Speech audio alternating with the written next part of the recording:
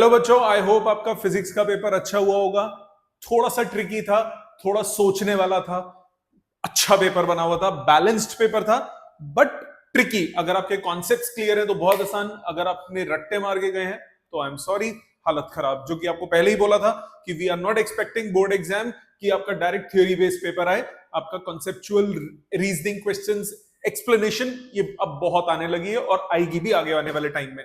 So let's start with the solution of the paper. Set 3 सबसे पहले मैं कर रहा हूं, तीनों सेट्स करेंगे। सेट 3 पूरा कर रहा हूं, सेट 1 एंड 2 में जो एक्स्ट्रा क्वेश्चन है सेट 3 के अलावा वो सारे भी करेंगे। सो मैंने पहले से सारे क्वेश्चन कर दिए सो दैट ये वीडियो बहुत लंबा ना हो जाए, अदरवाइज टाइम बहुत लगता। सो मैंने सॉल्व करके सामने रखे, मैं सारे एक एक करके एक्सप्लेन करूंगा, आप आंसर्स अपने चेक कीजिए। I'll start with question number 1. Question number 1, set 3. Question क्या कह रहा है? Charge Q is fixed at the position. Another charge small q is brought near the charge capital Q. एक दूसरे चार्ज को आप लेकर आए इसके पास, ठीक है। The graphs of the correct representation of acceleration. Acceleration क्यों आती है? क्योंकि फोर्स होती है। फोर्स क्या होती है? K Q1 Q2 by R square. तो जो फोर्स होगी वो inversely proportional to R square होगा। फोर्स होता है मास इनटू एक्सेलरेशन। इसका मतलब जो एक्सेलरेशन होगा वो किसके इनवर्सली प्रोपोर्शनल होगा? वो इनवर्सली प्रोपोर्शनल होगा R स्क्वायर के। तो इनवर्स प्रोपोर्शन का ग्राफ बनेगा R के साथ, तो ऑप्शन हो जाएगा ए ऑप्शन। तो फर्स्ट का आंसर है ए। सेकंड एंड थर्ड कह रहा है two conductors A and B of same material have their lengths in the ratio 1:2। Length का रेशियो दिया 1:2, सेम मटेरियल बोला मतलब रेजिस्टिविटी वगैरह सब कुछ सेम है। लेंथ का रेशियो है 1:2, रेडियस का रेशियो है 2:3। रेडियस का रेशियो दिया है 2:3, मतलब एरिया का रेशियो हो गया 4:9, right. If they are connected in parallel across a battery, आपको ड्रिफ्ट वेलोसिटी का रेशियो निकालना है। ड्रिफ्ट वेलोसिटी के दो एक्सप्रेशन थे, एक था I upon ANE, I is equal to ANE VD से निकलता है, दूसरा EE टाउ बाय M। तो यहां पे क्योंकि वोल्टेज कांस्टेंट है तो आप EE टाउ बाय M लगाओगे, इलेक्ट्रिक फील्ड को वोल्टेज बाय लेंथ लिख दोगे। EE tau by M, voltage by length, दोनोों को डिवाइड करो, एरिया का कोई काम ही नहीं आया, लेंथ का इनवर्स रिलेशन आ गया 2:1, आंसर हो गया ए ऑप्शन। ठीक, आ जाते हैं थर्ड पे। अब 1 centimetre segment of the wire lying along the x axis carries a current of 0.5 ampere. 1.5 ampere की करंट की वायर है 1 सेंटीमीटर की, along the x direction, positive x direction में। मैग्नेटिक फील्ड आपको दी हुई है, फोर्स निकालना है। फोर्स क्या होता है? Q into V। आपके पास करंट कैरिंग है, करंट कैरिंग कंडक्टर होता है I into L cross B। तो लेंथ की कौन सी डायरेक्शन लेते हो? जो करंट की डायरेक्शन है, तो I into L cross B। Length कितना है? 1 सेंटीमीटर, मतलब 10⁻⁻²। किसके along? Along positive x axis I cap. I into L cross B कीजिए, I की वैल्यू 0.5, क्रॉस प्रोडक्ट कीजिए, क्रॉस प्रोडक्ट करोगे I क्रॉस J क्या होता है? K, और I क्रॉस K क्या होता है? -J। Value simplify, bracket open, हमारे पास आंसर आ गया बी ऑप्शन। ठीक, आ जाते हैं फोर्थ क्वेश्चन पे। The ratio of the number of turns of the primary to the secondary coils in an ideal transformer is 20:1। So NP upon NS, primary और secondary का रेशियो दिया है 20:1। आपको क्या बोला है? If 240 volt is applied from the source to the primary coil, मतलब EP आपको दे दिया 240, EP आपको दे दिया 240 and 6 ohm resistor is connected across the output, मतलब आउटपुट रेजिस्टेंस अपना सेकेंडरी के अक्रॉस जो रेजिस्टेंस है वो कितना दिया है? 6 ओम्स।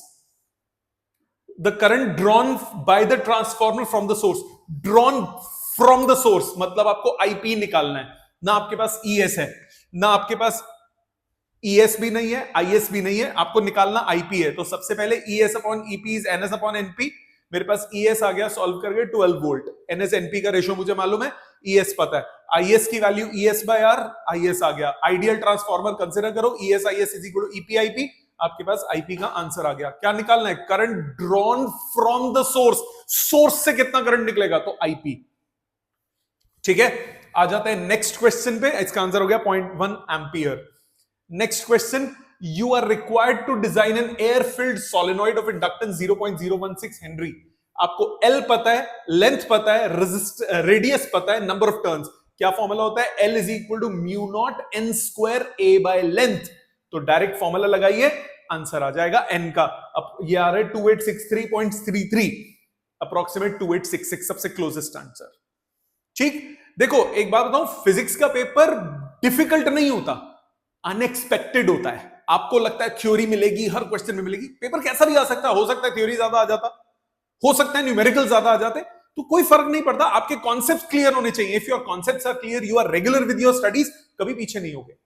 आ जाते हैं नेक्स्ट पे, क्वेश्चन 6। वोल्टेज दिया हुआ है, करंट दिया हुआ है, दोनों के बीच में फेज डिफरेंस हो गया फाई का, एवरेज पावर कंजम्पशन, क्या फॉर्मूला होता है, E V cos phi, E V cos phi, E V क्या होता है, E naught by root two, I V क्या होता है, I naught by root two, तो हो गया E naught I naught by two into cos phi, ये हो गया रिजल्ट। ठीक, आ जाते हैं नेक्स्ट पे। X rays are more harmful to human beings than ultraviolet rays because X rays ज्यादा हार्मफुल क्यों होती हैं देन अल्ट्रावायलेट? एक्स-रेज की फ्रीक्वेंसी ज्यादा होती है, फ्रीक्वेंसी ज्यादा होती है, तो हैव फ्रीक्वेंसी लोअर, नहीं ज्यादा होती है, have wavelength smaller, yes wavelength कम मतलब फ्रीक्वेंसी ज्यादा, तो ऑप्शन हो गया बी ऑप्शन। आ जाओ 8th पे। A point source is placed at the bottom of the tank containing a transparent liquid to depth h, the area of the surface of the liquid through which the light flows and emerge out is, area निकालना है। Question बहुत सारे किए थे इस type के, तो critical angle पे फॉल करता है, तो ये क्रिटिकल, तो ये क्रिटिकल, यहां से tan लोगे रिफ्रैक्टिव इंडेक्स की वैल्यू, उससे हमारे पास tan ऑफ IC निकलेगा, tan of IC r upon h, कितना हुआ tan of critical angle, tan of critical angle की वैल्यू डालो, क्रॉस मल्टीप्लाई, आपके पास एरिया निकल जाएगा, रेडियस आया ये, पाई आर स्क्वायर करोगे एरिया आ जाएगा। मेथड क्लियर, समझ में आ गया? आंसर इसका हो गया बी ऑप्शन। आ जाते हैं नेक्स्ट पे, question number 9। In a photo electric experiment with material of work function 2.1 electron volt, stopping potential is 2.5 volt, maximum kinetic energy निकालना है। मैक्सिमम काइनेटिक एनर्जी का फॉर्मूला होता है EV not, stopping potential 2.5 volt दिया हुआ है, तो काइनेटिक मैक्सिमम एनर्जी, काइनेटिक कितना हो गया 2.5 इलेक्ट्रॉन वोल्ट, खत्म, ऊपर वाले की कोई जरूरत नहीं है, आंसर हो गया 2.5 इलेक्ट्रॉन वोल्ट। आ जाते हैं 10th पे। When a PN junction diode is forward bias में क्या होता है, डिप्लीशन रीजन कम हो जाती है और जो आपका बैरियर पोटेंशियल है वो अपोज होता है, तो वो भी रिड्यूस हो जाता है, तो C option, barrier height and depletion region both decrease. Next question 11। Let lambda E, lambda P and lambda D be the wavelengths associated with electron, proton and neutron all moving with the same speed same है। आपको क्या बोल रहा है, lambda का ratio, lambda क्या होता है, लैम्डा होता है h अपॉन mv, लैम्डा होता है h अपॉन mv, h और v दोनों सेम हो गए, मतलब मास के इनवर्सली प्रोपोर्शनल आ गया, मास के इनवर्सली प्रोपोर्शनल, तो मास ऑफ इलेक्ट्रॉन सबसे कम, प्रोटॉन उससे ज्यादा, न्यूट्रॉन उससे ज्यादा, तो वेवलेंथ का रिवर्स रिलेशन हो गया। Got it? आ जाते हैं 12th पे।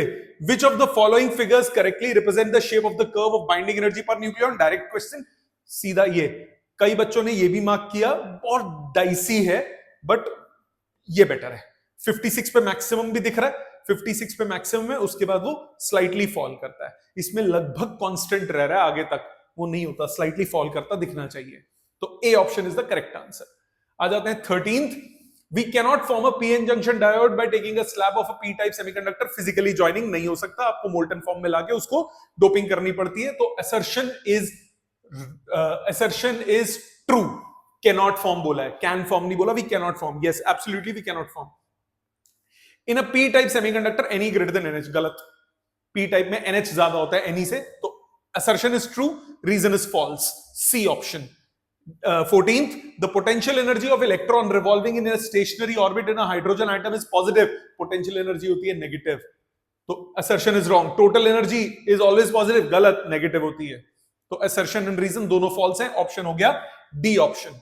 Next, it is difficult to move a magnet into a coil of large number of turns, एक कॉइल है, लार्ज नंबर ऑफ टर्न्स की, मैग्नेट आप अंदर डालना चाहो, नहीं डाल सकते, डिफिकल्ट है। क्यों डिफिकल्ट है? क्योंकि उसमें इंड्यूस्ड ईएमएफ होगा, इंड्यूस्ड ईएमएफ मोशन को अपोज करेगा, तो assertion is correct. The direction of induced EMF in the coil in the circuit is closed due to the motion of the magnet is such that it opposes the cause, absolutely correct, तो option हो गया A option. 16th, the deflection of the galvanometer is directly proportional to current, बिल्कुल होता है, जितना, तभी इसी principal पे गैल्वेनोमीटर वर्क करता है। Coil of a galvanometer is suspended in a uniform radial magnetic field, uniform field होती है, इसीलिए ऐसा होता है। क्यों? क्योंकि NIBA K थीटा के बराबर होता है, तो आपके पास करंट हो गया K अपॉन NBA थीटा, तो अगर B कांस्टेंट है तभी I प्रोपोर्शनल टू थीटा होगा, तो रीजन इज करेक्ट, तो assertion is correct, reason is correct and reason is the correct explanation, तो आंसर कितना हो गया A ऑप्शन। ठीक है, आ जाते हैं नेक्स्ट पे। n identical cells each, ये सेक्शन A कंप्लीट हो गया, सेक्शन B पे। n identical cells each of EMF E and internal resistance R are connected in series. Later on it was found that two cells X and Y are connected in reverse polarity. दो हैं राम और श्याम, उनको आपने उल्टा लगा दिया, जब दो को उल्टा लगा दिया टोटल n सेल्स है, तो n-2 सीधे लगे हुए, दो उल्टे लगे हुए, तो टोटल इफेक्टिव वोल्टेज कितनी हो गई n-2 की, और उसमें से दो सबट्रैक्ट हो जाएगा, तो n-2 टाइम्स E -2E, तो n-4 टाइम्स E, क्वेश्चन में गिवन नहीं है कि एक्सटर्नल रेजिस्टेंस कनेक्टेड है कि नहीं, हमने एज्यूम कर रहे हैं नहीं है क्योंकि क्वेश्चन में उसका कोई रेफरेंस नहीं है। तो सर्किट कंप्लीट कर दिया, इंटरनल रेजिस्टेंस हो गई एनआर, करंट हो जाएगा वोल्टेज अपॉन रेजिस्टेंस। ठीक, आपको क्या बोल रहा है, calculate the potential difference across the cell X, एक ही सेल के अक्रॉस पोटेंशियल डिफरेंस निकालना है। एक्स जो होगा, देखो ये डिस्चार्ज हो रहे हैं तो ये चार्ज होगा क्योंकि दो ही उल्टे लगे हुए हैं तो वो चार्ज हो जाएंगे, तो E plus I R, E plus I into R solve करेंगे, आपके पास रिजल्ट आ जाएगा। Got it? आ जाते हैं नेक्स्ट में। In a diffraction experiment, the slit is illuminated by light of wavelength 600 nanometer. First minima of the pattern falls at 30 degree. First minima के लिए क्या होता है, n की वैल्यू होती है lambda, a sin theta equal to n lambda, minima की condition होती है डिफ्रैक्शन में, तो a sin theta यहाँ पे कितना हो जाएगा 1 लैम्डा।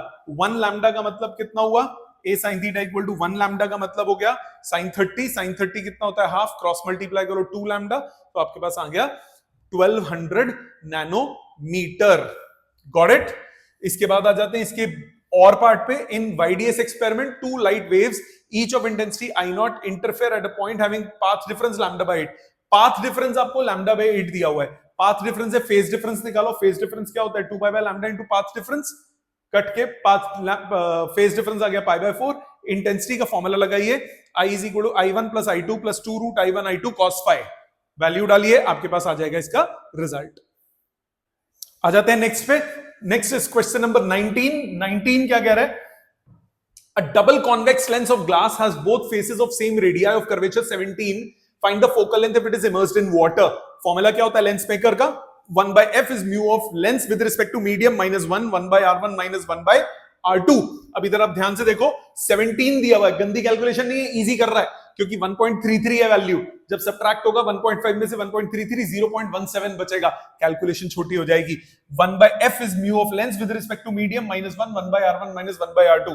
कॉन्वेक्स है तो r1 हो गया प्लस 17, r2 हो गया माइनस 17, वैल्यू सब्स्टिट्यूट कीजिए, आपके पास आंसर आ रहा है एक्जैक्टली 66.5। कैसे, 1.5 माइनस 1.33 होता है 0.17 अपॉन 1.33, ये हो गया 2 by 17, 17 से 17 कट गया, पॉइंट से पॉइंट कट गया, 2 by 133 हो गया 1 by f, f कितना हो गया 133 by 2, 66.5 आंसर आ गया इसकी फोकल लेंथ। आ जाओ 20 पे। An electron in Bohr's model of hydrogen atom makes a transition from minus 1.51 to 3.40।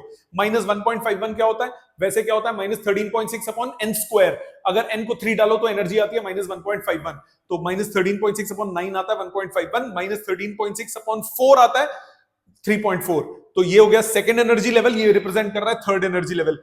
Calculate the change in radius. Radius proportional to क्या होता है, radius proportional to n square होता है, तो रेडियस होता है n square times r0। r0 मतलब first orbit का, तो थर्ड से सेकंड का डिफरेंस निकालना है, तो 9 r0 माइनस 4 i0, रिजल्ट आ गया 2.65 एंगस्ट्रॉम, क्योंकि r0 की वैल्यू दी हुई है, r0 मतलब फर्स्ट ऑर्बिट के लिए। ठीक है, आ जाते हैं नेक्स्ट पे। And a p-type silicon semiconductor is made by doping an average of 1 dopant पर इतने एटम्स। अब ध्यान से देखना, एक डोपेंट डाल रहे हो आप इतने एटम्स में, ये टोटल एटम्स है, दोनों को डिवाइड करोगे नंबर ऑफ डोपेंट्स आ जाएंगे, जितने नंबर ऑफ डोपेंट्स होंगे उतना ज्यादा क्या हो जाएगा, उतने ज्यादा हो जाएगा NH, तो दोनों को डिवाइड कर दो, आपके पास सीधा सीधा आ गया NH। बट क्वेश्चन में देखो एक ट्विस्ट है, क्वेश्चन में क्या ट्विस्ट है, आगे बोला find the number of holes created पर क्यूबिक सेंटीमीटर, मीटर नहीं बोला, ये मीटर में निकलेगा क्योंकि ये मीटर क्यूब दिया हुआ है, सेंटीमीटर में उसको आपको कन्वर्ट करना पड़ेगा, 10⁻⁶ से डिवाइड कीजिए, मीटर क्यूब था ना, तो मीटर को 100 लिखा, 100 का क्यूब 10⁻⁶ पर सेंटीमीटर क्यूब, रिजल्ट आ गया 10⁻15 पर सेंटीमीटर क्यूब। एग्जांपल बोल रहा है कोई भी दे दो, पी टाइप के लिए एल्यूमिनियम हो गया, बोरॉन हो गया, कोई भी एग्जांपल दे दो। क्लियर? आ जाते हैं नेक्स्ट पे, question number 22। Two batteries of EMF 3 volt and 6 volt and resistance 0.2 ohms and 0.4 ohms are connected in parallel। ठीक है, पैरेलल में दो बैटरीज आपने लगा दी, this combination is connected to 4 ohm resistor। फुद्दू क्वेश्चन क्या बोल रहा है, इफेक्टिव निकालो, E1 R2 plus E2 R1 upon R1 plus R2, direct formula, answer आ गया 4 वोल्ट। दूसरा effective internal resistance, internal resistance का इफेक्टिव कैसे निकालते हो, बैटरी को भूल जाओ, दोनों किस में हो गए, पैरेलल में, R क्या हो गया R1 R2 upon R1 plus R2, value substitute करो आंसर आ जाएगा। करंट निकालना है, करंट क्या होता है, total voltage upon total resistance, effective voltage upon effective internal plus external, solve कीजिए, रिजल्ट। क्लियर? आ जाते हैं नेक्स्ट क्वेश्चन पे। अच्छा, ऐसा हो सकता है कि कुछ क्वेश्चन में मेरी कैलकुलेशन एरर हो, क्योंकि बड़ा जल्दी जल्दी सॉल्व किया है। पेपर मेरे पास करीब 2:30 बजे के आसपास मेरे पास आए थे, उसके बाद 3 साढ़े 3 से मैंने सॉल्व करने शुरू किए और अभी हमारे बच रहे हैं करीब 7 साढ़े 7 के आसपास मेरा ये कंप्लीट हुआ। फिर मैंने ब्रेक लिया, अब मैंने पेपर रिकॉर्डिंग शुरू की है। तो कहने का मतलब 3-4 घंटे लगे हैं तीनों सेट्स को सॉल्व करने में। तो थोड़ा फास्ट हुई कैलकुलेशंस, तो हो सकता है कुछ कैलकुलेशंस में ऊपर नीचे हो, पर कंसेप्ट सारे यही है। ठीक है जी, I tried my level best कि कोई एरर ना हो कैलकुलेशन में। 22 का बी पे आ जाते हैं, मतलब जो इसका और पार्ट है। इसका बी पार्ट यानी और पार्ट कह रहा है conductor of length L is connected across an ideal cell of EMF E keeping the cell connected. Cell connected रखा मतलब वोल्टेज कांस्टेंट है। The length of the conductor is increase to 12 by gradually stretching. जब आपने stretch करते हो, length को double करते हो, लेंथ को डबल करते हो स्ट्रेचिंग में, तो एरिया हाफ हो गया, तो रेजिस्टेंस क्या हो जाएगी 4 टाइम्स। रेजिस्टेंस का रेशो बोल रहा था वो आ गया 4 टाइम्स। उसके बाद बोल रहा है ड्रिफ्ट वेलोसिटी का रेशो निकालो। ड्रिफ्ट वेलोसिटी का रेशो कैसे निकालोगे, वोल्टेज कांस्टेंट है, फिर से वही वाला formula E tau by M, electric field को लिखोगे वोल्टेज बाय लेंथ, सॉल्व आ जाएगा, लेंथ के रेशो में आ जाएगा। ठीक, इसका when electrons drift in a conductor from lower to higher potential does it mean all free electrons move? नहीं, कोलिजन्स होते हैं, रैंडमाइज्ड मोशन होता है, ऑर्गेनाइज्ड मोशन एक डायरेक्शन में होता है। सो सारे नहीं मूव करते, कोलाइड करके कुछ उल्टे भी जा रहे होते हैं। Overall movement is in the direction given. ठीक है, next, particle of charge q is moving with a velocity v at a distance d from a straight long solenoid। इसमें गलती होने के बहुत चांसेस हैं। बच्चे गलती क्या करेंगे, मैग्नेटिक फील्ड निकाल देंगे। अब ध्यान से देखो, मैग्नेटिक फील्ड के ऊपर b के ऊपर वेक्टर लगाया हुआ है, मतलब आपको वेक्टर फॉर्म में दिखना आंसर। fm वेक्टर लगाया हुआ है, मतलब ijk की फॉर्म में आंसर देना है। इलेक्ट्रिक फील्ड के ऊपर वेक्टर लगाया हुआ है, ijk की फॉर्म में आंसर देना है। बिना डायरेक्शन के नंबर कटेंगे। ठीक है, ध्यान दो, आपको बोल रहा है current I shown at this distance it is subjected to a uniform electric field such that the particle keeps moving undeviated। ये इधर मूव कर रहा है, करंट भी इधर है। जब करंट इधर है तो मैग्नेटिक फील्ड कहां हो गई, अंदर की तरफ, इनवर्ड मैग्नेटिक फील्ड इधर झुका दी हुई है, नेगेटिव z एक्सिस। तो मैग्नेटिक फील्ड होगी negative z axis, Fleming left hand rule से। मैग्नेटिक फील्ड का वैल्यू स्ट्रेट कंडक्टर के लिए क्या होता है, स्ट्रेट कंडक्टर के लिए होता है mu naught I by 2 pi R. R मतलब डिस्टेंस, 2 पाई ए ले लो, डी ले लो, जो मर्जी ले लो, यहां डी दिया हुआ है तो 2 पाई डी, और डायरेक्शन के कैप माइनस के साथ। ये इसका आंसर हो गया फर्स्ट पार्ट का। माइनस के कैप लिखना जरूरी है, नहीं तो आधा नंबर तो गया। आगे आ जाओ, फोर्स निकालना है। फोर्स क्या होता है, Q into V cross B, Q into V cross B, Q into V cross B. V क्या है, वो मूव कर रहा है इस तरफ, ये क्या है negative X axis, minus V I cap cross magnetic field, minus minus हुआ प्लस, आई क्रॉस के होता है माइनस जे, फिर से आ गया माइनस, तो फोर्स हो गया minus 2v Q V mu naught by 2 pi D into J cap. इसके बाद बोल रहा है इलेक्ट्रिक फील्ड निकालो। इलेक्ट्रिक फील्ड उसने बोला अनडिफ्लेक्टेड चला गया, मतलब दोनों की फोर्स का सम क्या हुआ 0। तो इलेक्ट्रिक फील्ड मैग्नेटिक फील्ड के नेगेटिव के बराबर होगा, तो जो मैग्नेटिक फील्ड निकाला नेगेटिव में उसको पॉजिटिव बना दो, Q से डिवाइड करो, E की वैल्यू आ गई along J cap. This is the correct answer. Got it? So direction question में स्पेसिफिकली बोला हुआ है, वेक्टर बनाया हुआ है, तो आपको इसके फॉर्मेट में ही आंसर करना है। ठीक है जी, ये हो गया क्वेश्चन नंबर 23। आ जाते हैं 24 पे। डायरेक्ट डेरिवेशन है आपके पास। अब इसमें एक गलती हो सकती है, बच्चों ने जो याद करा होता है वो करंट लिया होता है एक्स एक्सिस पे, वैसे ही करना है बस। अब एक्स एक्सिस को साइन एक्सिस मत लिखना। अब क्या करोगे, करंट एक्सिस लिख दो इधर, वोल्टेज एक्सिस लिख लो इधर, V R, V L, V C, I, बाकी एग्जैक्ट सेम डेरिवेशन, कोई फर्क नहीं। tan phi हो गया XL minus XC by R, और इंपीडेंस का फॉर्मूला। ये पहला डायरेक्ट थ्योरी डेरिवेशन है जो इस सेट में था। क्लियर है सबको, ये तो आता है सब बच्चों को। आ जाते हैं नेक्स्ट क्वेश्चन पे। A parallel plate capacitor is charged by an AC source, show that the sum of conduction and displacement current बराबर होते हैं हर पॉइंट पे। क्या होता है, आउटसाइड देखते हो तो करंट किसके बराबर होता है, कंडक्शन करंट होता है, डिस्प्लेसमेंट करंट क्या हो जाता है 0। जब इनसाइड देखते हो तो डिस्प्लेसमेंट करंट होता है, कंडक्शन करंट क्या हो जाता है 0। डिस्प्लेसमेंट करंट की वैल्यू क्या होती है, epsilon naught D phi E by D T. D phi E by D T को, फ्लक्स को क्या लिख सकते हो, Q by epsilon naught, Gauss theorem से एप्सिलॉन नॉट कट गया, D Q by D T हो गया करंट। तो आई प्लस आई डी की वैल्यू दोनों के लिए सेम है, यही शो करना था। सेकेंड पार्ट में बोल रहा है क्या किरचॉफ लॉ एप्लीकेबल है, बिल्कुल है, क्योंकि यहां पे जो करंट आ रहा है ओवरऑल करंट यहां पे भी उतना ही जा रहा है, यहां पे भी उतना ही जा रहा है। किरचॉफ फर्स्ट लॉ एप्लीकेबल है। ठीक, आ जाते हैं नेक्स्ट पे। Question number 26, mention any 3 features of results of experiment on photoelectric which can not be explained by wave theory. Wave theory के फेलियर्स करे थे, कोई भी लिख दो। उनमें से। जैसे सबसे पहला था फीचर कौन कौन से, सबसे पहला फोटो इलेक्ट्रिक इफेक्ट जो है वो इंस्टेंटेनियस होता है, इसको नहीं एक्सप्लेन कर पाया था। जबकि वेव थ्योरी कहती है कि एनर्जी वेव की फॉर्म में आती है तो पूरे को डिस्ट्रीब्यूट होकर मिलेगी, तो बहुत देर लगेगी फोटो इलेक्ट्रिक इफेक्ट होने में, तो इस इफेक्ट को वो एक्सप्लेन नहीं कर पाई थी कि वो इंस्टेंटेनियस क्यों है। दूसरा, थ्रेशोल्ड फ्रीक्वेंसी एग्जिस्ट करती है, क्योंकि वेव थ्योरी के हिसाब से इंटेंसिटी जो है वो एनर्जी को कॉरस्पॉन्ड करती है, यहां पे कौन कर रहा है, फ्रीक्वेंसी।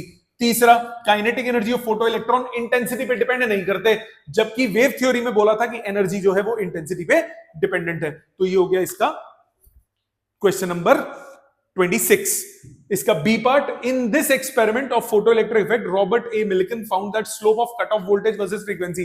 कौन से ग्राफ की बात कर रहा है, ये वाले ग्राफ की, ये वाले ग्राफ की, स्टॉपिंग पोटेंशियल वर्सेस फ्रीक्वेंसी।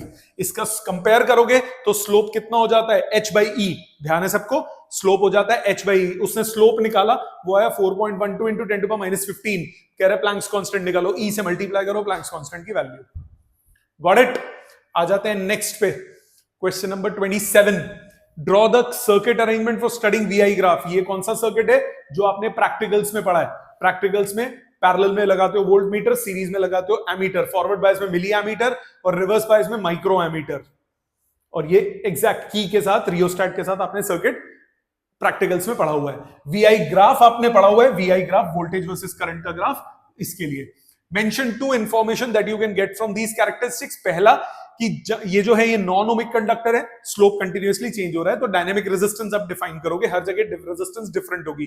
दूसरा, ब्रेकडाउन वोल्टेज एग्जिस्ट करती है, ठीक है, और भी है, नी वोल्टेज एग्जिस्ट करती है, करंट एक पॉइंट के बाद शूट अप कर जाता है, बहुत सारे पॉइंट्स है, उसने 2 बोले थे। क्लियर। आ जाते हैं नेक्स्ट पे 28। Define mass defect. Mass defect क्या होता है, जब एक न्यूक्लियस बनता है, न्यूक्लियस में overall mass of the nucleus is less than the mass of its constituents, overall mass of its constituents, तो the difference in mass उसको हम क्या बोलते हैं, mass defect। क्या हो जाता है वो, number of protons into mass of proton, number of neutrons into mass of neutron minus mass of nucleus, ये हो जाता है mass defect। ये mass defect एनर्जी में कन्वर्ट हो जाता है, उस एनर्जी को क्या बोलते हैं, binding energy. Formally binding energy को डिफाइन कैसे करते हो, amount of work required to be done to separate all the nucleons to their infinite distances from each other. इसका B part, a deuteron contains a proton and a neutron and has a mass of इतना, mass defect निकालना है। Mass defect क्या होगा, deuteron में H12, एक proton एक neutron होता है, तो प्रोटॉन प्लस न्यूट्रॉन ये होना चाहिए, एक्चुअल मास से सबट्रैक्ट करो, मास डिफेक्ट आ गया। मास डिफेक्ट को 931.5 से मल्टीप्लाई करो, मेगा इलेक्ट्रॉन वोल्ट में आ गया, 931.5 दिया हुआ, वही वैल्यू लेनी, ठीक है। आ जाते हैं नेक्स्ट क्वेश्चन पे, क्वेश्चन नंबर 29। ये हमारे वो हो गए case studies. A thin lens is a transparent optical medium bounded by blah blah blah blah blah। ये वो आपका ऑप्टिकल बेंच वाला डायग्राम है जो आपने स्कूल में पढ़ा हुआ है। लेंस है, यहां पे आपके पास है, आपके पास स्क्रीन में इमेज बननी है, तो स्क्रीन में इमेज कैसे बनती है, रियल इमेज हमेशा इन्वर्टेड होती है, तो इन्वर्ट कर दो, ये नीचे हो जाएगा, ये लेफ्ट हो जाएगा, तो आपके पास सी ऑप्शन इसका आंसर हो गया। नेक्स्ट, इसका सेकंड पार्ट यहीं पे है। Which of the following statement is incorrect, for a convex mirror magnification is negative. Convex mirror में वर्चुअल इमेज बनती है, इरेक्ट बनती है, मैग्निफिकेशन होगा पॉजिटिव, तो दिस इज इनकरेक्ट। बाकी देख लेते हैं। For all virtual images formed by the mirror magnification is positive. For all virtual images, virtual image erect होती है, मैग्निफिकेशन पॉजिटिव होगी। For a concave lens magnification is always positive, concave lens में virtual image बनती है। For real and inverted images magnification is always negative. बाकी सब ठीक है, ए इज द इनकरेक्ट ऑप्शन। आगे आ जाओ। Convex lens of focal length is cut, 2 हिस्सों में काट दिया। पहले फोकल लेंथ कितनी होती है, R1 R है, R2 माइनस R है, फोकल लेंथ होती है R upon twice of mu minus 1। जब कट कर दोगे तो R और दूसरा हो जाएगा इन्फिनिटी, फोकल लेंथ आ जाएगी डबल, तो 2f। Second, in case 1 above 20 centimeter from the lens, above is 20 cm, object is in 20 centimeter from the lens, screen is 50 centimeter from the object। मतलब ऑब्जेक्ट 20 सेंटीमीटर पे, screen 50 centimetre पे, मतलब image distance हो गया 30, तो u है -20, v है +30, आपके पास फोकल लेंथ निकल जाएगी, वही आपको निकालनी थी। फोर्थ, इसको करने का एक बड़ा फुद्दू मेथड, बिना कैलकुलेशन कुछ करे, ध्यान देना। आपको बोल रहे distance of object from first focal point is x1, distance from second focal point is f2, focal length निकालनी है। फोकल लेंथ मीटर में होगी, इधर देखो, इसका डायमेंशन मीटर स्क्वायर है, इसका डायमेंशन रूट ऑफ मीटर है, इसका डायमेंशन नो डायमेंशन है, यही ऑप्शन बना सिर्फ। रूट ऑफ मीटर स्क्वायर क्या होता है, metre. C option is the answer. Logically कैसे होगा, ये है फर्स्ट फोकस से x डिस्टेंस दूर, सेकंड फोकस से x2 डिस्टेंस दूर। अब दोनों फोकल लेंथ, फोकस डिफरेंट होते हैं पर दोनों फोकल लेंथ इक्वल होती है, तो u कितना हो गया x1 प्लस एफ, v कितना हो गया x2 प्लस एफ। आप लेंस फॉर्मूला लगाइए, क्रॉस मल्टीप्लाई कीजिए, सिंप्लीफाई कीजिए, एफ आ जाएगा root of x1 x2। Got it? ये हो गया क्वेश्चन नंबर जो भी था। नेक्स्ट थोड़ा ट्रिकी क्वेश्चन, बिल्कुल भी ट्रिकी नहीं है, सारा डाटा गिवन है जो यूज करना है, आपको बस पढ़ना आना चाहिए कि डाटा निकालते कैसे हैं। इंग्लिश में पढ़ते हो ना, पैराग्राफ में से वैल्यू निकालना, वैसे सोचना है। ये आपने भले ही ना पढ़ा हो सीबीएसई में, कोई फर्क नहीं पड़ता, उससे सब कुछ एक्सप्लेन किया हुआ है कि आपको करना क्या, और सबसे पोपट क्वेश्चन है। ध्यान देना, आपको बोल रहा है सर्किट कंसिस्टिंग ऑफ कैपेसिटर, एक आरएसई है, ऐसा एक सर्किट है। As soon as circuit is completed by closing key S1 को बंद करता हूं, S2 को ओपन रखा है, S2 शॉर्ट कर रही है, S2 को ओपन रखा, चार्ज फ्लो करता है, किसी भी मोमेंट पे चार्ज होता है Q बाई सी, मैक्सिमम हो जाता है Q is equal to VC, V और V टोटल वोल्टेज हो गई, C कैपिटल C हो गया। During the process charging, charge की वैल्यू दी है Q into 1 minus E to power minus T by RC। Charging current आप डिफरेंशिएशन से निकाल सकते हो, इतना भी बता दिया उसने, चेन रूल का फॉर्मूला भी लिख दिया। फर्स्ट पार्ट देखते हैं, फाइनल चार्ज। फाइनल चार्ज का मतलब क्या होता है? जब वो फुल्ली चार्ज हो गया, जब वो फुल्ली चार्ज हो गया, यहाँ क्वेश्चन में ही दिया हुआ है कि फुल्ली चार्ज हो गया तो CV होता है, तो CV निकाल लो, खत्म, आंसर आ गया पहले पार्ट का। सेकंड में क्या बोल रहा है? For sufficient time the key S1 is closed end S2 is open. S1 close, S2 is open, ये फुल्ली चार्ज हो गया। नाउ की S2 is closed end S1 is open. S1 को जब आप ओपन कर दोगे तो ये battery out of the circuit हो गई, कैपेसिटर धीरे धीरे डिस्चार्ज हो जाएगा। इंडक्टर थोड़ी ना लगा जो बैक ईएमएफ देगा, कैपेसिटर धीरे धीरे क्या फटाफट से डिस्चार्ज हो जाएगा, क्योंकि दोनों सर्किट, दोनों एंड्स को हमने शॉर्ट कर दिया। जब दोनों एंड्स को शॉर्ट कर देंगे, कैपेसिटर डिस्चार्ज हो जाएगा, तो फाइनल चार्ज कितना हो जाएगा कैपेसिटर पे? 0। Third, dimensional formula of RC, गधे की तरह निकालो मत। ओमेगा सी क्या होता है? 1 अपॉन ओमेगा सी क्या होता है? रेजिस्टेंस होता है। तो ओमेगा से मल्टीप्लाई डिवाइड किया, आर और ओमेगा सी के ओम्स, और वो हो गया ओम इनवर्स, कट गए, नीचे बचा ओमेगा का। ओमेगा क्या होता है? टाइम का इनवर्स। तो ओवरऑल टाइम क्या आ गया? ओवरऑल क्या आ गया? टी। तो D option is the answer. Fourth part कह रहा है कि S1 is closed and S2 is open, the value of current after 5 seconds। तो करंट निकालने के लिए आपको डिफरेंशिएशन करना है। ये चार्ज का एक्सप्रेशन है, इसको डिफरेंशिएट किया मैंने, dq by dt। Capital Q is a constant, वो मैक्सिमम चार्ज है, 1 का डेरिवेटिव 0, e की power minus T by RC का e to power minus T by RC into minus 1 by RC. तो ये plus 1 by RC e to power minus T by RC. Value डाल दो, Q की value आप निकाल चुके थे फर्स्ट पार्ट में, बाकी सीधी सीधी वैल्यू डालनी है। R की गिवन है क्वेश्चन में, C की गिवन है क्वेश्चन में, T की गिवन है इसमें, वैल्यू पुट की, सिंप्लीफाई किया, मेरे पास आंसर आ गया। इसी तरह इसका E पार्ट, फोर्थ पार्ट है, फोर्थ का और पार्ट, इनिशियल वैल्यू यही करंट के एक्सप्रेशन में T की जगह 0 डाल दो, इनिशियल चार्ज आ जाएगा। समझ में आ गया? मुश्किल नहीं है, क्वेश्चन को डाटा ध्यान से पढ़ो, यहां सब कुछ लिखा हुआ है कि क्या करना है। कुछ नया आ गया तो इसका मतलब, केस स्टडी का मतलब क्या होता है कि कुछ आप सोच रहे हो। भाई फिजिक्स है, सोचने के नंबर होते हैं, हिस्ट्री का पेपर नहीं है कि रट्टा मारा और उड़ेल दिया वहां पे। नहीं, फिजिक्स है, सोचना पड़ता है, दिमाग लगाना पड़ता है, और वो तब लगेगा जब आप रेगुलरली पूरा साल तमीज से अच्छे क्वेश्चंस करोगे, फुद्दू थ्योरी क्वेश्चंस को छोड़ के थोड़े दिमाग अप्लाई करोगे, ट्यूशन में आगे टेस्ट दोगे, गंदे पेपर्स करोगे, या फेल ही होगे ना ज्यादा ज्यादा यहाँ पे। जब तक आप यहाँ पे फेल नहीं होगे तब तक आप अच्छा नहीं कर पाओगे। यहाँ पे आपको ट्रिकी टफ क्वेश्चंस मिलेंगे, तभी आप अच्छा परफॉर्म कर पाओगे। मैं आपको फुद्दू पेपर दे दूं उसका कोई फायदा नहीं है, आप यहाँ पे खुश हो जाओगे, बोर्ड में हालत खराब हो जाएगी।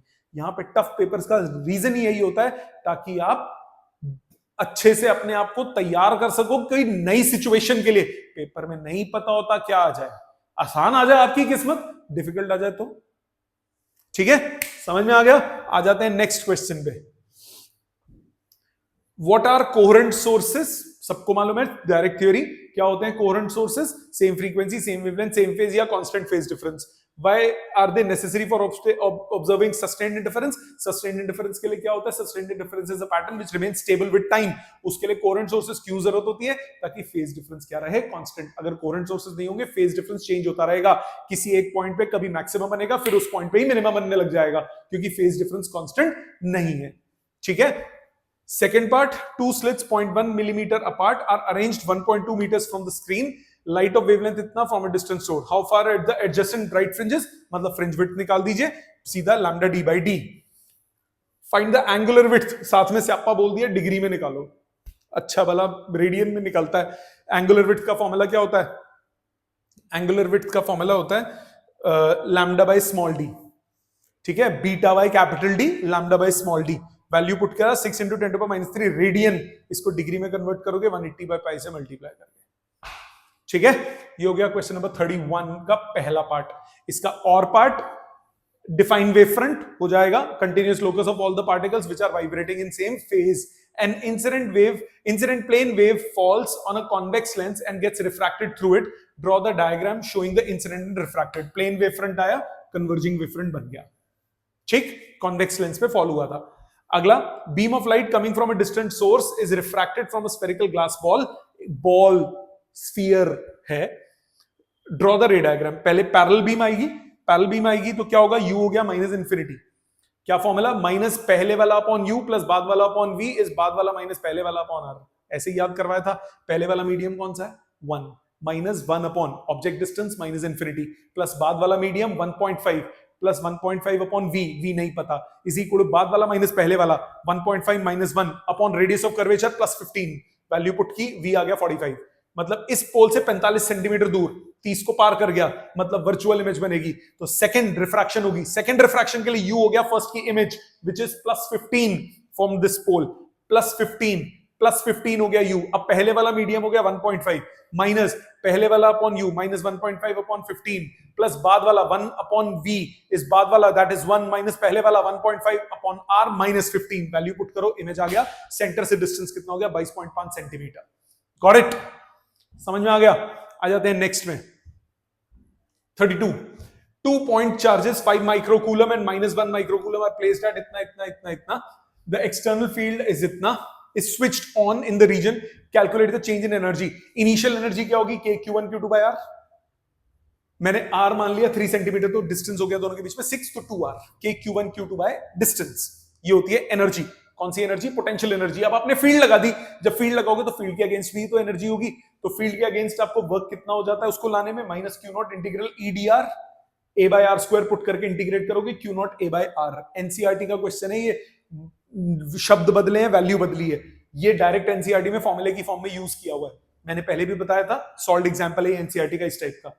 सो ये हो गया वर्क डन, यानी Q0 A/R आ गया वर्क डन फील्ड के अगेंस्ट। तो अब फाइनल एनर्जी क्या होगी, पहले चार्ज को लाने में, दूसरे चार्ज को लाने में, और इन दोनों के बीच की, दोनों को सब्ट्रैक्ट करो, ये तो कैंसिल हो गई, कैलकुलेशन की जरूरत नहीं, सिर्फ ये दो बची, दोनों को ऐड करो, 30 जूल्स आंसर आ गया। ठीक है, आ जाते हैं इसके सेकंड पार्ट पे। The system of 2 conductors is placed in air and there net charge of 80 and -80। एक +80 प्लेट है, एक -80 प्लेट है, कॉजेस पोटेंशियल डिफरेंस 16, कैपेसिटेंस निकाल लो, लॉजिक Q = CV, खत्म। एयर को रिप्लेस कर दिया, पोटेंशियल डिफरेंस क्या हो जाएगा, Q/C ऑफ मीडियम, मीडियम क्या हो जाता है, C ऑफ मीडियम क्या होता है, K × C0, वैल्यू पुट करो, आंसर। तीसरे बार चार्जेस अगर आप चेंज कर दोगे तो कैपेसिटेंस चेंज होगी, नहीं चेंज होगी, कैपेसिटेंस नहीं चेंज होती, क्या चेंज हो जाता है, वोल्टेज चेंज हो जाती है, कैपेसिटेंस रिमेन्स सेम। ठीक, आ जाते हैं इसके और पार्ट पे। कंसिडर 3 मेटल स्फीयर्स, देखने में बड़ा खतरनाक है, फुद्दू सा। मुझे बोला ये एक स्फीयर है, एक हॉलो है, अंदर एक सॉलिड स्फीयर डाल दिया, हॉलो पे चार्ज है Q1, सॉलिड पे चार्ज है Q2, मैंने वैल्यूज बाद में डाली है। बाहर फील्ड निकाल, बाहर वो निकालना है, इलेक्ट्रिक फील्ड। तो बाहर के पॉइंट के लिए it behaves as if entire charge is at the centre. So centre पे टोटल चार्ज कितना हो गया, दोनों का Q1 + Q2, सेंटर पे है वो Q1 + Q2। सो सेंटर पे Q1 + Q2, तो A की वजह से Q1 Q2 की वैल्यू डालो, K total charge upon distance, centre से डिस्टेंस 3R, आंसर। दूसरे की वजह से आंसर, तीसरे की वजह से आंसर, खत्म। ठीक है, समझ में आ गया, क्लियर। आ जाते हैं नेक्स्ट पे, इसके सेकंड पार्ट पे। Charge minus this is placed at the semi circle, semi circle पे आपने प्लेस किया यहां पे, और एक को यहां पे, एक चार्ज को ऐसे मूव करवाया। क्या करते हो, वर्क डन क्या होता है, चार्ज इनटू पोटेंशियल डिफरेंस। तो C से A लेके गए, तो C पॉइंट का पोटेंशियल निकाला, दोनों की वजह से वो आ गया 0 कट के। A पॉइंट का पोटेंशियल -6 की वजह से ये डिस्टेंस, +6 की वजह से पूरा डिस्टेंस, पोटेंशियल निकाल लिया C का, सॉरी A का। A का पोटेंशियल पता है, C का पोटेंशियल पता है, वर्क डन क्या होता है, charge into potential difference, V final - V initial, VA - VC, value substitute करो, आंसर आ गया -36 जूल्स। Method clear. आ जाते हैं नेक्स्ट क्वेश्चन पे, question number 33। A proton moving with velocity v in a non-uniform magnetic field traces a path. Magnetic field सिर्फ क्या change करती है, डायरेक्शन, वेलोसिटी के मैग्नीट्यूड को चेंज नहीं करती। यहां देखो ये चार्ज ऐसे जा रहा है, ऊपर मुड़ गया, मतलब फोर्स ऊपर लगी होगी, फोर्स ऊपर लगी होगी, फ्लेमिंग लेफ्ट हैंड रूल लगाओ, फोर्स नहीं पता, मैग्नेटिक सॉरी फोर्स पता है ऊपर, मैग्नेटिक फील्ड नहीं पता, करंट है इस तरफ इधर जा रहा है, तो फोर्स मैग्नेटिक फील्ड का हो गई इनवर्ड, तो मैग्नेटिक फील्ड हो गई inward, Fleming left hand rule से मैग्नेटिक फील्ड हो गई इनवर्ड। क्यू पे उसकी डायरेक्शन चेंज नहीं हो रही, सीधा जा रहा है, तो यानी यहां पे फोर्स क्या हो जाएगी, जीरो, मतलब मैग्नेटिक फील्ड एक्ट नहीं कर रही। इधर फिर से डायरेक्शन चेंज हो गई, अब नीचे की तरफ मूव कर गया, तो फोर्स हो गई नीचे, अब फ्लेमिंग लेफ्ट हैंड रूल लगाओगे, मैग्नेटिक फील्ड हो गई आउटवर्ड्स। आप देखो रेडियस कहां कम है, मतलब कहां पे सडन चेंज ज्यादा हो रहा है, यहाँ पे स्लोली रेडियस चेंज हो रहा है या फटाक से चेंज हुआ, तो यहाँ पे मैग्नेटिक फील्ड स्ट्रॉन्ग होगी। तो R is equal to MV by B Q होता है ना, तो जहां पे बी ज्यादा होगा वहां पे रेडियस कम होगा, वो फटाक से गोल घूम जाएगा, तो मैग्नेटिक फील्ड स्ट्रॉन्गेस्ट कहां होगी, आर पे, वीकेस्ट कहां होगी, पी पे। ठीक, यही बताना था। सेकंड में बोल रहा है current carrying circular loop of area A produces a magnetic field B at its centre, magnetic moment निकालना है। मैग्नेटिक मोमेंट क्या होता है, मैग्नेटिक मोमेंट होता है, मैग्नेटिक मोमेंट होता है करंट इनटू एरिया, करंट की मैग्नेटिक मोमेंट होता है करंट इनटू एरिया। आपको करंट गिवन नहीं है, मैग्नेटिक फील्ड गिवन है, आपको मैग्नेटिक फील्ड की टर्म्स में आंसर चाहिए। मैग्नेटिक फील्ड क्या होता है, सर्कुलर लूप का mu naught I by 2r, इधर से आई की वैल्यू निकाली, पुट कर दी। अब रेडियस तो नहीं है, एरिया क्या होता है, पाई आर स्क्वायर, रेडियस की वैल्यू डाल दी, आंसर आ गया। ठीक है, मुश्किल नहीं था क्वेश्चन, सोचना था थोड़ा सा। ठीक है, आ जाते हैं इसके नेक्स्ट पे, ये तो सबसे आसान क्वेश्चन पूरे पेपर का, सेकंड डेरिवेशन, सबसे easy part, derive an expression for the torque. Torque का डेरिवेशन पूरा सबको आता है, m क्रॉस b। इसके न्यूमेरिकल पार्ट पे आ जाते हैं, सोचने वाले पार्ट पे। Charge particle is moving in a circular path with velocity v and a uniform magnetic field b. It is made to pass through a sheet of lead and as a consequence it loses its half of its kinetic energy. जहां से मर्जी गया हो, kinetic energy आधी कर दी आपने, kinetic energy आधी कर दी, रेडियस पे क्या फर्क पड़ेगा। r क्या होता है, mv by bq, mv क्या होता है, मोमेंटम। मोमेंटम और काइनेटिक एनर्जी का रिश्ता क्या कहलाता है, p is equal to root two me, root two me। मतलब काइनेटिक एनर्जी को हाफ कर दी तो रेडियस कितना हो जाएगा, 1 by रूट टू टाइम्स, खत्म। Second part, period of revolution, कोई फर्क नहीं पड़ेगा, ना तो वो रेडियस पे डिपेंडेंट होता है ना ही वेलोसिटी पे। ठीक है जी, ये था पेपर पूरा। अब आ जाते हैं एक्स्ट्रा क्वेश्चन अदर सेट से। सेट 3 कंप्लीट हुआ है हमारा, सेट 3 के सारे मैंने आपको आंसर्स बता दिए। अब हम बात करेंगे सेट 1 के एक्स्ट्रा क्वेश्चन, जो सेट 1 में थे, वो जो 3 में नहीं थे। कह रहा है figure shows the variation of Coulomb force with 2 point charges 1 by r square. f और 1 by r स्क्वायर का graph, f directly proportional to 1 by r square होता है, और इसका स्लोप क्या होता है, q1 into q2। यहाँ पे q1 into q2 पॉजिटिव हो गया, यहाँ पे q2 into q3 क्या हो गया, नेगेटिव। ठीक है, मैग्नीट्यूड की बात की है, q2 जो है वो लीस्ट इन मैग्नीट्यूड है, तो q1, q2 और q3। अब आप एक चीज देखो, q1 into q2 बड़ा स्लोप है, q2 into q3 छोटा स्लोप है, तो मतलब q1 into q2 ज्यादा होगा q2 into q3 से वैल्यू वाइज। q2 कट गया, q2 पॉजिटिव है, पॉजिटिव पॉजिटिव कटता है तो इनइक्वालिटी नहीं चेंज होती, तो q1 ग्रेटर देन q3 हो गया। वैसे कायदे से q3 क्या होगा, नेगेटिव होगा, और q1 क्या होगा, पॉजिटिव होगा, क्योंकि q2 पॉजिटिव दिया हुआ है। वो बोला नहीं क्वेश्चन में, बट बाई चांस कभी कभी और आ जाए, कभी सोचना पड़ जाए, अभी जेई वगैरह भी देना है आपने, तो इसमें q2 जो होगा वो होगा पॉजिटिव, q1 जो होगा वो भी क्या होगा, पॉजिटिव, और q3 हो जाएगा नेगेटिव। यहां स्लोप नेगेटिव है, q2 पॉजिटिव बोला है, ये नेगेटिव हो गया। मैग्नीट्यूड वाइज बात करें तो q1 ग्रेटर देन q3 आया, और q2 उसने बोला सबसे छोटा है, तो q1 greater than q3 greater than q2। ठीक, इसका ऑप्शन हो गया ए ऑप्शन। ठीक है, आ जाते हैं नेक्स्ट पे। सेकंड क्वेश्चन ये भी डिफरेंट है। 2 wires p and q are made of same material. The wire q has twice the diameter, half the length of wire p. Resistivity same है, सेम मटेरियल है, रेडियस डबल, लेंथ हाफ। इसका resistance हो गया rho L by pi R square, दूसरे का कितना होगा, rho L by 2 बाई पाई 4 आर स्क्वायर। सॉल्व करो, 1 बाई 8 टाइम्स आ गया। ठीक, ऑप्शन हो गया सी ऑप्शन। आ जाते हैं नेक्स्ट पे। अ coil of 100 turns, each of area इतना and total resistance इतना, is inserted at an instant in a magnetic field of 90 millitesla with its axis parallel to the field. The charge induced in the coil at that instant, charge निकालना है। ये कैसे निकाले, current induced पता है, देखते हैं अपने आप आएगा। करंट इनटू टाइम क्या होता है, चार्ज होता है, टाइम गिवन भी नहीं है, कट जाएगा। सो आपको ये डाटा गिवन है, इनिशियल फ्लक्स 0 है, जब आपने इंसर्ट कर दिया फ्लक्स हो गया NBA 0.45 वेबर्स। EMF क्या हो गया, change in flux upon time taken 0.45 upon time. Current क्या होता है, करंट होता है वोल्टेज बाय रेजिस्टेंस, रेजिस्टेंस से डिवाइड कर दिया, सिंप्लीफाई करा 3/10t आ गया करंट आ गया। करंट इनटू टाइम करें तो क्या आता है चार्ज, टाइम क्रॉस मल्टीप्लाई कर दो, चार्ज आ गया सीधा सीधा 0.3 कूलम, आंसर हो गया 0.3 कूलम। Got it. आ जाते हैं नेक्स्ट पे। The given diagram exhibits the relationship between the wavelength of the electromagnetic waves and the energy of the photon associated with them. The 3 points are marked in the diagram. Okay, so अब देखो जिसकी wavelength कम होगी उसकी energy ज्यादा होगी, दिख रहा है, ऑब्वियस सी बात है, हमें किसी से मतलब नहीं है। एनर्जी सबसे ज्यादा पी की है, उससे कम क्यू की है, उससे कम आर की है, सबसे कम क्यू की है। अब देखते हैं एक्सरेज की सबसे ज्यादा एनर्जी होती है, माइक्रो और यूवी में यूवी की ज्यादा होती है, तो एक्स यूवी और माइक्रो ऑप्शन हो गया बी ऑप्शन। नेक्स्ट आ जाओ। A beaker is filled with water, ये बहुतों ने गलत किया होगा।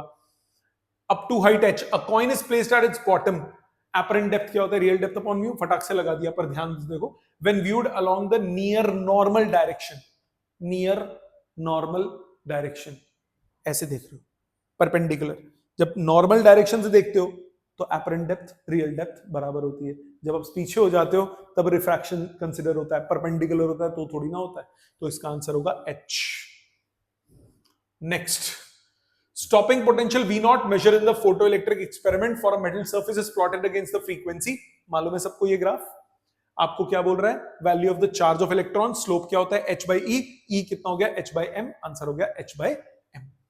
Next, battery of EMF E and internal resistance small r is connected to a rheostat, ER rheostat से कनेक्ट कर दिया, आपको करंट और वोल्टेज की दो वैल्यूज दी हुई हैं, V is equal to E minus IR लगाइए, दोनों केसेस में सॉल्व कर लीजिए, दो इक्वेशन दो वेरिएबल, E की वैल्यू आ रही है 6 वोल्ट, स्मॉल r आ रहा है 0.5 ohms। Got it. आ जाते हैं नेक्स्ट पे, आपको बोल रहा है transparent solid cylindrical rod, refractive index 2/√3 is kept in air, a ray of light incident on से यहां से आया और ये देखो पैरेलल गई, मतलब ये ग्रेजिंग हो रही है, इसका मतलब क्या हो गया TIR जस्ट हो रहा है, मतलब एंगल ऑफ इंसिडेंस यहां हो गया critical angle plus r plus 90 equal to 180, तो critical plus r equal to 90, r हो गया 90 माइनस क्रिटिकल, साइन r हो गया कॉस ऑफ क्रिटिकल, कॉस क्या होता है √1 minus sine square, sine of critical angle हो गया √3/2, वैल्यू पुट की, r आ गया 30 डिग्री, r 30, आपको ये इंसिडेंस निकालना है, mu is equal to sin i by sin r, answer आ जाएगा। ठीक है। Next, prove that Bohr's model of hydrogen atom, time period of revolution of electron in nth orbit is proportional to n cube। Radius का expression निकाला, velocity का expression निकाला, time period होता है 2πr/v, r और v दोनों के expression को पुट कर दिया, time period proportional to n cube. ठीक। Next, derivation simple, magnetic field axis वाली है, सबको आती होगी आई गेस। नेक्स्ट आ जाते हैं, एक और डेरिवेशन इस पेपर में, सेट 1, सेट 3 में कम थी डेरिवेशन, सेट 1 में डेरिवेशंस काफी हैं। Show that energy required to build up a current I in a coil of inductance L is half LI square, direct formula. इसके बाद एनर्जी डेंसिटी निकालना है, डेरिवेशन की हुई है आपने, हाफ LI स्क्वायर, L क्या होता है mu naught n square A by length, mu naught n square A by length, वो वैल्यू पुट करोगे और मैग्नेटिक फील्ड सोलेनॉइड में म्यू नॉट NI, उससे I निकाल के पुट कर दोगे, दोनों वैल्यूज पुट करो, एनर्जी आ गई, एरिया इंटू लेंथ को उधर ले जाओ, एनर्जी डेंसिटी आ गई, किया हुआ है सबने डेरिवेशन, एनसीईआरटी में भी है एज अ क्वेश्चन। ठीक। आ जाते हैं नेक्स्ट क्वेश्चन पे, answer the following giving reason, all the photo electrons do not eject with same kinetic energy. Yes obviously, कुछ वो के मैक्स था, मैक्सिमम काइनेटिक एनर्जी, यहां पे क्या होता है एनर्जी लॉसेस भी हो सकते हैं कोलिजन्स की वजह से और किसी वजह से, तो इसीलिए सबका सेम नहीं होता। Saturation current in cases different for different intensity, saturation current different intensity के लिए डिफरेंट होता है। क्यों डिफरेंट होता है? क्योंकि डिफरेंट इंटेंसिटी होगी तो different number of photo electrons निकलेंगे, number of photo electrons different होंगे तो इसका मतलब करंट क्या हो जाएगा, डिफरेंट हो जाएगा। If one goes on increasing the wavelength of light on the metal surface, keeping its intensity constant, the emission of photoelectrons stop at certain wavelength for this metal। आप वेवलेंथ को बढ़ा रहे हो ना, वेवलेंथ बढ़ा रहे हो तो फ्रीक्वेंसी कम कर रहे हो, एक वक्त आएगा जब फ्रीक्वेंसी थ्रेशोल्ड फ्रीक्वेंसी से कम हो जाएगी, फोटो इलेक्ट्रिक इफेक्ट नहीं होगा, वही एक्सप्लेन करना है। ठीक है, उसको इलेक्ट्रॉन को मिनिमम एनर्जी चाहिए, मतलब एक मिनिमम फ्रीक्वेंसी चाहिए for it to get ejected out of metal surface. Got it. आ जाते हैं नेक्स्ट पे, सेट 1 के ये एक्स्ट्रा क्वेश्चन थे, अब सेट 2 के क्वेश्चंस पे आ जाते हैं, 5-7 क्वेश्चन और हैं, 5-10 question. In the figure curve lines represent equipotential surfaces, आप अलग अलग पाथ से गए, वर्क डन क्या होता है, चार्ज इनटू पोटेंशियल डिफरेंस, खत्म, पाथ पे डिपेंडेंट ही नहीं होता। तो ए से क्या हो गया 0 क्योंकि पोटेंशियल डिफरेंस नहीं है। बी पे क्या हो गया 10 और 15 का पोटेंशियल डिफरेंस है। सी पे क्या हो जाएगा 10 और 20 का है। और डी पे क्या हो जाएगा 10 और 25 का है। सी 10 और 20 का है। तो इसका मतलब सबसे ज्यादा वर्क डन क्या होगा ए से सी पार्ट का, सबसे ज्यादा पोटेंशियल डिफरेंस वहीं पे। ठीक है, आ जाते हैं next. Resistance of the wire of length L and radius R, radius small r is capital R. Which one of the following would provide? फालतू फुद्दू क्वेश्चन 10th क्लास में आना चाहिए। रो L by A कह रहा है R by 2 कैसे लाओगे? 4 option. Using the wire of same radius, R same रखा, लेंथ को डबल कर दिया। जब लेंथ को डबल करूंगा रेजिस्टेंस क्या हो जाएगा डबल हो जाएगा, 2R होता। ये आंसर नहीं है। आगे बोला using the wire of same radius and half length, radius same आधा length, yes resistance half, perfect answer हो गया बी। तीसरा भी देख लेते हैं। Using the wire of same length and twice the radius, length same radius को double किया, नीचे 4 टाइम्स आ गया, रेजिस्टेंस हो गया 1/4। डी में क्या बोला using the wire of same length and half the radius, length same radius को हाफ, तो ये ऊपर चला जाएगा 2 का स्क्वायर 4, 4 2 8, 4 सेम लेंथ है 4 ऊपर जाएगा तो 4R, लेंथ नहीं चेंज किया तो ये हो गया 4R। पर आपको क्या बोला था R by 2, तो ऑप्शन हो गया बी ऑप्शन। ठीक, आगे आ जाते हैं। Fourth, circular coil of diameter 15 millimeter having 300 turns is placed in a magnetic field of 30 millitesla such that the plane of the coil is perpendicular to the direction of magnetic field. The magnetic field is reduced uniformly to 0 in 20 milliseconds, again increased to 30 millitesla in 40. तो जब जल्दी होगा तो EMF ज्यादा होगी, तो E1 upon V2 क्या हो गया 2:1। डायरेक्टली भी सोच सकते हो क्योंकि सेम मैग्नेटिक फील्ड पे ला रहे हो, मैथमेटिकली भी कर सकते हो। Change in flux upon time taken, time पहले डाला 20, बाद में change in flux upon time, time डाला 40, डिवाइड करो, आंसर आ गया 2:1। ठीक है, क्वेश्चन नंबर 7, फालतू क्वेश्चन। माइक्रोवेव्स और एक्सरेज में क्या होता है? स्पीड सबकी सेम होती है, फ्रीक्वेंसी किसकी ज्यादा होती है? एक्सरेज की। तो फ्रीक्वेंसी एक्सरेज की इंक्रीज होती है, 1 minute, from micro to X frequency increase होगी और वेवलेंथ डिक्रीज हो जाएगी। ठीक है, तो इसका हो गया बी ऑप्शन। आ जाते हैं 8, the speed of light in 2 media 1 and 2 are nu1 and nu2. nu2 is greater than nu1. Okay. Oh, v1 and v2 is greater than v1. जिसमें स्पीड ज्यादा होती है वो रेयरर मीडियम होता है। तो सेकंड मीडियम हो गया रेयरर, फर्स्ट क्या हो गया डेंसर। फर्स्ट हो गया डेंसर, सेकंड हो गया रेयरर। डेंसर टू रेयरर में जाता है तब टीआईआर होता है, तो यानी फर्स्ट से सेकंड में जाएगा। मस्ट इंसिडेंट फ्रॉम फर्स्ट, कितने एंगल पे? क्रिटिकल एंगल निकालो, उससे आपके पास आंसर आ जाएगा। Angle of incidence must be greater than critical angle, option हो गया A option. Next question 9, a source produces monochromatic light of frequency इतना, पावर एमिटेड इज इतना, नंबर ऑफ वो निकालना है, number of photons, direct formula power by energy, direct answer आ जाएगा। ठीक है, आ जाते हैं नेक्स्ट पे, question number 17, show that E is equal to rho J. ये क्या है? कुछ नहीं, electric field, rho resistivity, J current density, इससे ओम्स लॉ निकालना है। मैग्नीट्यूड लिखा, करंट डेंसिटी क्या होता है? Current upon area, current upon area, और ये इलेक्ट्रिक फील्ड होती है voltage by length, cross multiply, rho L by A को रेजिस्टेंस लिखो, V proportional to V is equal to I R, Ohm's law prove हो गया। ठीक है, spherical convex surface of radius of curvature इतना, light pass हो रहा है तो डिस्टेंस कितना? r/2, ऑब्जेक्ट डिस्टेंस हो गया -r/2, radius of curvature plus minus पहले वाला अपॉन u प्लस बाद वाला अपॉन v, इस बाद वाला माइनस पहले वाला अपॉन r, v की वैल्यू आ जाएगी। ठीक है, इसमें स्फीयर नहीं है, सिर्फ स्फेरिकल सरफेस है, तो एक ही बार रिफ्रैक्शन कंसीडर करना है। Got it? आ जाते हैं नेक्स्ट पे, question number 20, energy of an electron in orbit is इतना, -3.4 इलेक्ट्रॉन वोल्ट है। मतलब कौन सा ऑर्बिट हो गया? सेकंड ऑर्बिट हो गया। आपको बोल रहा है angular momentum, angular momentum of revolving electron क्या होता है? Integral multiple of h/2π, n क्या होता है? Principal quantum number. कौन से ऑर्बिट की बात कर रहे हैं? सेकंड, तो आंसर हो गया 2h/2π, nh/2π, 2h/2π, 2 कट गया, वैल्यू डालो, खत्म आंसर। ठीक, 23rd, define magnetic moment of current carrying coil. क्या होता है? करंट कैरिंग कॉइल में जब करंट पास करता है सर्कुलर कॉइल में, तो एक तरफ से नॉर्थ, दूसरी तरफ से साउथ, डायपोल मोमेंट बन जाता है, मैग्नेटिक मोमेंट हो जाता है NIA, यूनिट क्या हो जाता है? Ampere into metre square. इसका बी पार्ट ये है थोड़ा interesting. A coil of 60 turns and area, यहां गलती है, पेपर में मिसप्रिंट है, मीटर क्यूब नहीं होगा, एरिया मीटर स्क्वायर होता है। So 1.5 into 10⁻³ metre square, carrying 2 ampere current lies in the vertical plane, it experiences a torque of इतना when placed in uniform horizontal magnetic field। Coil के साथ तो angle given ही नहीं है। मान लिया कॉइल का एरिया वेक्टर के साथ एंगल है अल्फा, तो टॉर्क क्या हो गया? mb sin alpha.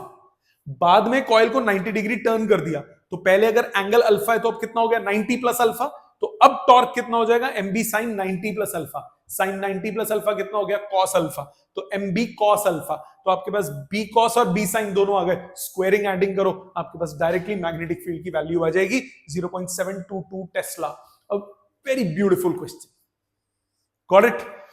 आ जाते हैं नेक्स्ट पे, consider two long solenoids S1 S2 of length L which is much greater than R2 and radius R1 and R2 greater than R1. The number of turns per unit length are N1 and N2 respectively. Derive an expression for mutual induction. हमेशा outer की वजह से inner पे निकालते हैं, outer की वजह से इनर पे निकालो, आपके पास म्यूचुअल इंडक्शन का फॉर्मूला हो जाएगा। उसके बाद बोल रहा है शो करो M12 M21 के बराबर है। ये कैसे शो करोगे, बड़ा सिंपल मेथड है इसका। आप क्या करो, अभी हमने आउटर की वजह से इनर पे निकाला, अब आप इनर की वजह से जब आप आउटर पे निकालोगे तो थोड़ा सा फ्लक्स लॉस होगा, इसलिए हम हमेशा आउटर की वजह से इनर पे निकालते हैं।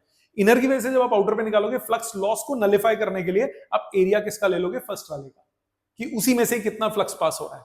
तो अब φ2 कितना हो गया NBA, फॉर्मूला डालो सेम आंसर आ जाएगा, लेंथ सेम होनी चाहिए, तो M12 M21 के बराबर आ गया। ठीक है जी, आ जाते हैं लास्ट आई गेस क्वेश्चन है ये, ड्रॉ प्लॉट ऑफ फ्रीक्वेंसी और स्टॉपिंग पोटेंशियल। पूरे पेपर में कितनी बार आ गया गिनती नहीं है, ठीक है। उसके बाद बोल रहा है इसका intercept on stopping potential axis, वो क्या हो गया माइनस वर्क फंक्शन बाय ई, और ये किसको रेफर करता है, वर्क फंक्शन को। मोमेंटम निकालना है, काइनेटिक एनर्जी दी हुई है, P क्या होता है √2me, वैल्यू डालो आंसर आ गया। उसके बाद de Broglie wavelength of an electron with kinetic energy इतना, de Broglie wavelength lambda is equal to h/mv, mv की वैल्यू निकाल चुके हो, पुट करो, वेवलेंथ आ गया। ठीक है जी, तो ये था आपका 2025 के फिजिक्स के पेपर के तीनों sets. I hope you do well. Paper was a bit on a, not, I can not say difficult, first of all it was a bit lengthy, and second thing the paper requires thorough knowledge, अच्छे से आपको concepts आने चाहिए थे, रट्टे वालों का काम नहीं है और आगे आने वाले टाइम में होगा भी नहीं। सो प्लीज आप आगे अपने फ्यूचर एंडेवर्स में फिजिक्स को तमीज से पढ़िए, फिजिक्स को लर्न, रट्टा मत मारिए, डेरिवेशन रटने से कुछ नहीं होगा, कंसेप्चुअली चीजें क्लियर होनी चाहिए, तब आप अच्छा परफॉर्म कर पाएंगे। ठीक है, thank you very much and all the best for your other exams. Thank you.